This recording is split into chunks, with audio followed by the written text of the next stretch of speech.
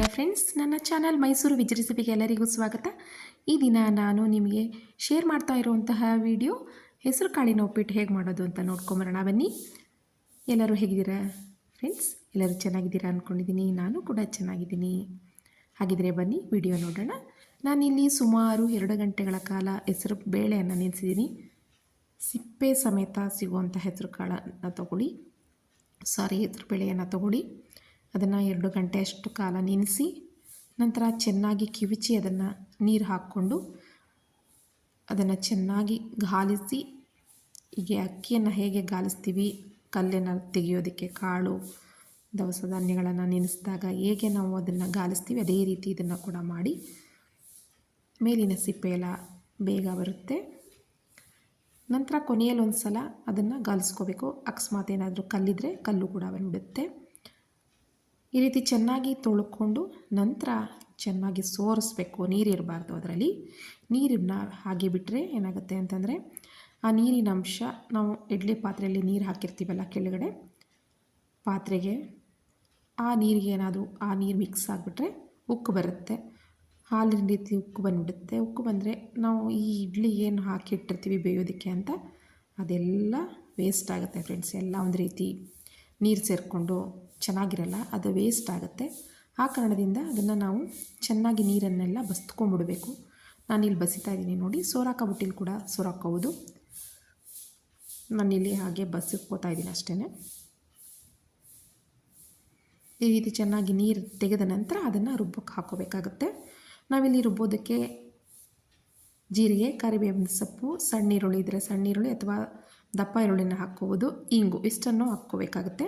ನಾನಿಲ್ಲಿ ಈರುಳ್ಳಿಯನ್ನು ಬಳಸ್ತಾ ಇಲ್ಲ. ಕಾರಣ ಏನಂತಂದರೆ ಈ ದಿನ ನಮ್ಮ ಮನೆಯಲ್ಲಿ ನಾವು ತಿಂಗಳಿಗೆ ಬರುವಂತಹ ಏಕಾದಶಿಯನ್ನು ಆಚರಿಸ್ತಾ ಇದ್ದೀವಿ. ಆದ್ದರಿಂದ ಆ ಕಾರಣದಿಂದಾಗಿ ನಾನು ಈರುಳ್ಳಿಯನ್ನು ಇಲ್ಲಿ ಬಳಸ್ತಾ ಇಲ್ಲ ಸ್ನೇಹಿತರೆ. ನೋಡಿರಿ ಈ ರೀತಿ ಇದು ಸಮದ ನಂತರ, ಅಂದರೆ ನಾವು ಏನು ಹಾಕಿರ್ತೀವಿ ಜೀರಿಗೆ, ಕರಿಬೇವಿನ ಸೊಪ್ಪು, ಇಂಗು ಎಲ್ಲವೂ ಸಮದ ನಂತರ ಅದಕ್ಕೆ ಹೆಸರುಬೇಳೆಯನ್ನು ಹಾಕ್ಕೋಬೇಕಾಗುತ್ತೆ. ನೋಡಿ ಇಲ್ಲಿ ಈ ರೀತಿ ಹಾಕ್ಕೊಳ್ಳಿ. ರುಬ್ಬಬೇಕಾದ್ರೆ ಅದಕ್ಕೆ ನೀರನ್ನು ಸೇರಿಸ್ಕೋಬಾರ್ದು. ಅದರಲ್ಲೇ ನೀರಿನಂಶ ಅದು ಹೇಗಿದ್ರೂ ಅದು ನೀರಲ್ಲಿ ಹುನಿ ಹಾಕಿರ್ತೀವಿ ಅಲ್ವಾ, ಅಲ್ಲೇ ನೀರಿನ ಅಂಶ ಇರುತ್ತೆ, ಅದೇ ಸಾಕಾಗುತ್ತೆ. ಉಪ್ಪನ್ನು ಕೂಡ ಹಾಕ್ತೀವಲ್ಲ, ರುಚಿಗೆ ತಕ್ಕಷ್ಟು ಉಪ್ಪನ್ನು ಹಾಕ್ತೀವಲ್ಲ, ಅದು ಕೂಡ ನೀರಿನಂಶ ಬಿಟ್ಕೊಳ್ಳೋದ್ರಿಂದ ಸಾಕಾಗುತ್ತೆ, ನೀರಿನ ಅವಶ್ಯಕತೆ ಇಲ್ಲ.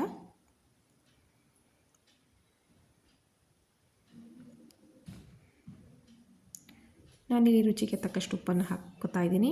ಮತ್ತು ಇದನ್ನು ಹೇಗೆ ರುಬ್ಕೋಬೇಕು ಅಂದರೆ ತುಂಬ ನೈಸ್ ಇರಬಾರ್ದು, ತುಂಬ ತರಿನೂ ಇರಬಾರ್ದು. ನಾವು ಉಪ್ಪಿಟ್ಟಿನ ರವೆ ಹೇಗಿರುತ್ತೆ ಆ ರೀತಿ ರುಬ್ಕೋಬೇಕು ಇದನ್ನು. ಆವಾಗ ತುಂಬಾ ಚೆನ್ನಾಗಾಗುತ್ತೆ.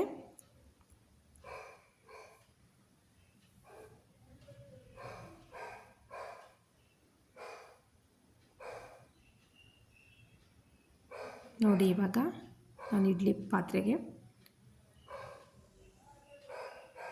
ಹಾಕ್ತಾಯಿದ್ದೀನಿ. ಸೇಮ್ ಇಡ್ಲಿ ಥರನೇ, ಇಡ್ಲಿಯನ್ನು ಹೇಗೆ ಹಾಕ್ತೀವಿ ಹಾಗೆ ಹಾಕ್ಕೋಬೇಕು. ಮತ್ತು ಆ ಓಲಿಂದ ಅದು ಕೆಳಗಡೆ ಬೀಳಬಾರ್ದು ಅನ್ನೋ ರೀಸನ್ಗೋಸ್ಕರ ಅದನ್ನೆಲ್ಲ ಸರಿಪಡಿಸ್ಕೊತಾ ಇದ್ದೀನಿ. ಸುಮಾರು ಒಂದು 20 ನಿಮಿಷಗಳ ಕಾಲ ಅದನ್ನು ಬೇಯಿಸ್ಕೋಬೇಕಾಗುತ್ತೆ. ಮಾಮೂಲಿ ಇಡ್ಲಿ ರೀತಿಯೇ ಇದನ್ನು ಬೇಯಿಸ್ಕೋಬೇಕಾಗುತ್ತೆ. ಒಂದು 5-10 ನಿಮಿಷ ಹಾಗೆ ಅದನ್ನು ಆರೋಕ್ಕೆ ಬಿಡಬೇಕು. ಈ ರೀತಿ ತೆಗೆದುಬಿಟ್ಟು ಒಂದು ದೊಡ್ಡ ಪಾತ್ರೆ, ತಟ್ಟೆ ಅಥವಾ ಒಂದು ಬೇಸನಲ್ಲಿ ಹಾರಾಕಿ ಬಿಡಬೇಕು. ಹಾರಾಕಿ ಒಂದು 10 ನಿಮಿಷ ಆದ ನಂತರ ಅದನ್ನು ಎಲ್ಲವನ್ನು ಈ ರೀತಿ ಪುಡಿ ಮಾಡ್ಕೋಬೇಕಾಗತ್ತೆ ಸ್ನೇಹಿತರೆ. ದಯವಿಟ್ಟು ನನ್ನ ಚಾನಲನ್ನು ಯಾರು ಫಸ್ಟ್ ಟೈಮ್ ನೋಡ್ತಾ ಇದ್ದೀರಾ ಅವರು ದಯವಿಟ್ಟು ನನ್ನ ಚಾನಲ್ಗೆ ಸಬ್ಸ್ಕ್ರೈಬ್ ಆಗಿ, ಪಕ್ಕದಲ್ಲಿ ಇರುವಂತಹ ಬೆಲ್ ಐಕಾನನ್ನು ಪ್ರೆಸ್ ಮಾಡೋದ್ರಿಂದ ನಾನು ಹಾಕುವಂಥ ಪ್ರತಿಯೊಂದು ವಿಡಿಯೋಗಳ ನೋಟಿಫಿಕೇಷನ್ ನಿಮಗೆ ಬಂದು ತಲುಪುತ್ತೆ. ದಯವಿಟ್ಟು ಶೇರ್ ಮಾಡಿ, ನಿಮ್ಮ ಸ್ನೇಹಿತರುಗಳಿಗೆ ಶೇರ್ ಮಾಡಿ ವಿಡಿಯೋಗಳನ್ನು, ಮತ್ತು ಲೈಕ್ ಮಾಡಿ, ಒಂದು ಕಮೆಂಟ್ ಮೂಲಕ ನಿಮ್ಮ ಅಭಿಪ್ರಾಯಗಳು ಮತ್ತು ಅನಿಸಿಕೆಗಳನ್ನು ದಯವಿಟ್ಟು ತಿಳಿಸಿ ಸ್ನೇಹಿತರೆ. ನಂತರ ಹೀಗೆ ಎಲ್ಲವನ್ನು ಪುಡಿ ಮಾಡಿಕೊಂಡ ನಂತರ ಅದನ್ನು ಒಗ್ಗರಣೆಗೆ ಹಾಕ್ಕೋಬೇಕಾಗುತ್ತೆ. ಇಲ್ಲಿ ಸುಮಾರು ನಾನು 1 kg ಹೆಸರು ಬೇಳೆಯನ್ನು ನೆನೆಸಿದೆ. ಅದಕ್ಕೆ ಸುಮಾರು ಒಂದು 400 ಗ್ರಾಮಷ್ಟು ಎಣ್ಣೆ ಬೇಕಾಗುತ್ತೆ.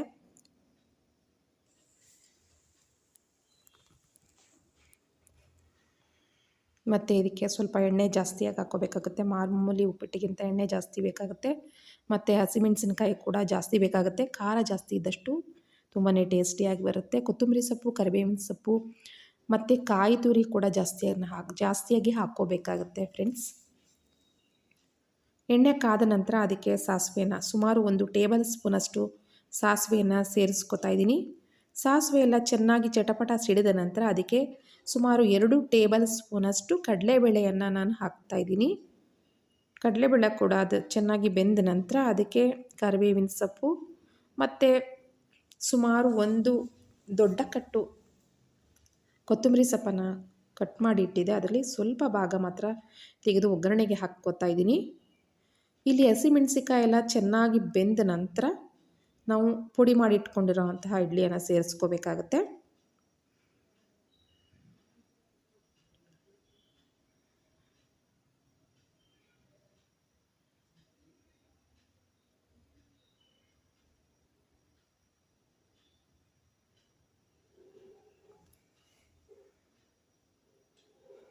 ನೀವಿಲ್ಲಿ ಸ್ವಲ್ಪ ಮಾಡಿ ನೋಡಿ.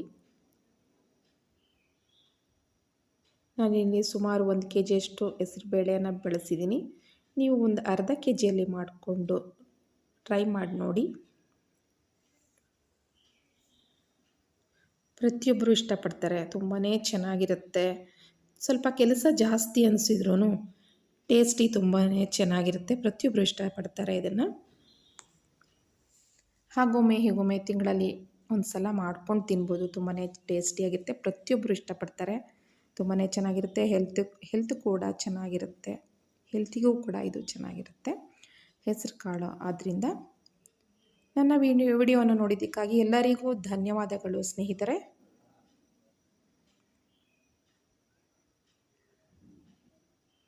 ಥ್ಯಾಂಕ್ ಯು ಸ್ನೇಹಿತರೆ.